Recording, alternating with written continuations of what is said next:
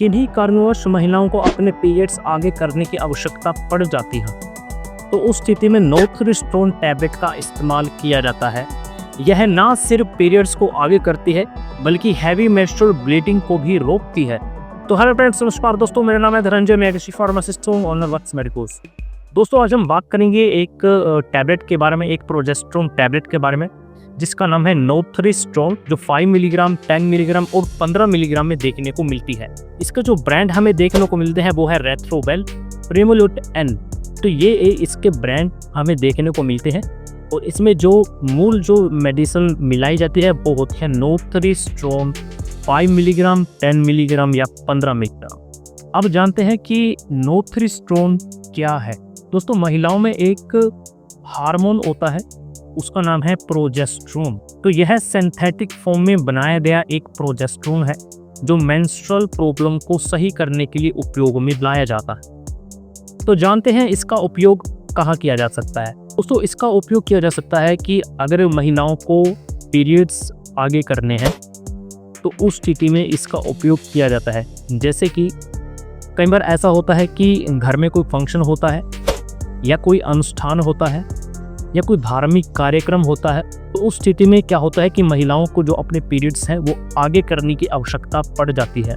तो उस स्थिति में इस टैबलेट का उपयोग किया जाता है। के पश्चात इसका उपयोग किया जाता है कि अगर पीरियड्स डिले हो चुके हैं, जैसे कि मान लीजिए अगर किसी महिला के जो पीरियड्स हैं वो 20 तारीख को आते हैं या 15 को आते हैं या 10 को आते हैं, तो उस स्थिति में हार्मोनल इनबैलेंस के कारण पीरियड्स नहीं आ पाते, डिले हो जाते हैं, कुछ दिन तक नहीं आ पाते।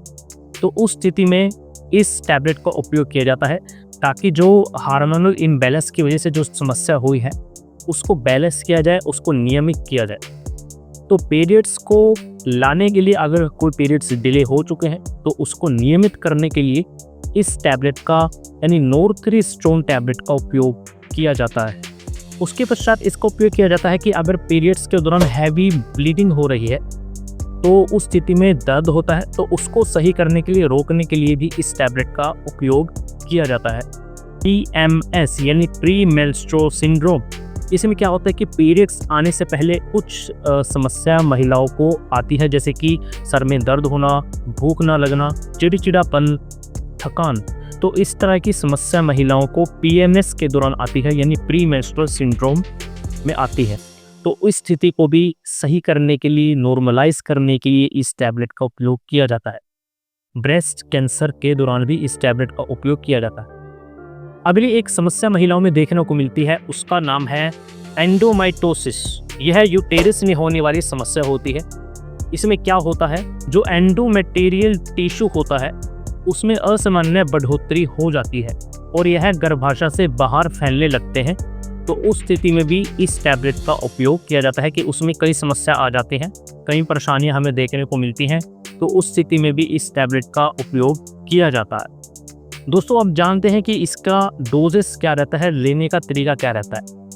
पहली बात, अगर किसी महिलाओं को पीरियड्स आगे करने हैं तो उस स्थिति में क्या होता है कि अगर मान लीजिए किसी महिला के जो पीरियड्स हैं वो 20 तारीख को आ रहे हैं या 15 तारीख को आ रहे हैं या 25 तारीख को आ रहे हैं, तो उससे 3 दिन पहले यानी 20 तारीख को अगर आ रहे हैं तो 17वीं तारीख को ये टैबलेट लेनी शुरू करनी होगी।